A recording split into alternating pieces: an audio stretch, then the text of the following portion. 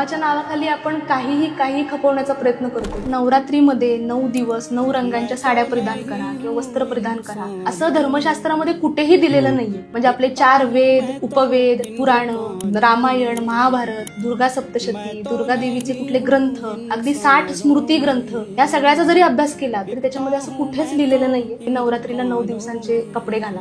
धर्मशास्त्रात काय दिलंय तर धूत वस्त्र म्हणजे धुतलेले वस्त्र परिधान करा आणि महिलांनी जर नऊवारी साडी नेसली तर उत्तम असं शास्त्रामध्ये दिलेलं आहे. ते धर्मशास्त्र आपल्याला कधीच काहीतरी खर्चिक करायला सांगत नाही. म्हणजे आता ते ट्रेंड पडलाय की 9 रंगांच्या साड्या, मग त्याच्यावर मॅचिंग कानातले, मॅचिंग बांगड्या, मग ते असं एकदम खर्चिक ते होऊन जातं असं. म्हणजे खरं तर त्याच्यामध्ये कोणत्याही प्रकारचं शास्त्र नाही. आणि आज आपण बघितलं तर म्हणजे महिलाच नाही तर म्हणजे मुली पण मग त्या रंगाचे ड्रेस घालणं किंवा मग मुलं सुद्धा त्या रंगाचा शर्ट घालणं, टी शर्ट घालणं असं पण दिसतंय हल्ली. बरोबर. म्हणजे अगदी आपण म्हणतो ना की अगदी परिसीमा की आता कोरोनाचा काळ झाला तर त्यावेळी 9 रंगांचे मास्क घाला अशा पण ऍडव्हर्टाईज झळकल्या होत्या. खरं तर चिड आणणारं पण आहे खरं तर की धर्माच्या नावाखाली आपण काही खपवण्याचा प्रयत्न करतो ते अत्यंत चुकीचे. म्हणजे हे काय बघायला गेलं तर काय ना वास्तव की मार्केटिंग कंपन्यांनी चालवलेला एक प्रकारे विभत्स पण आहे. म्हणजे कुठेतरी त्या गोष्टी जास्त प्रमाणात विक्रीला याव्यात म्हणून अशा प्रकारचे काहीतरी ट्रेंड येतात आणि आपल्या लोकांना धर्मशिक्षण माहित नसल्यामुळे, धर्मशास्त्र माहित नसल्यामुळे या गोष्टींना बळी पडतो आपण आणि मग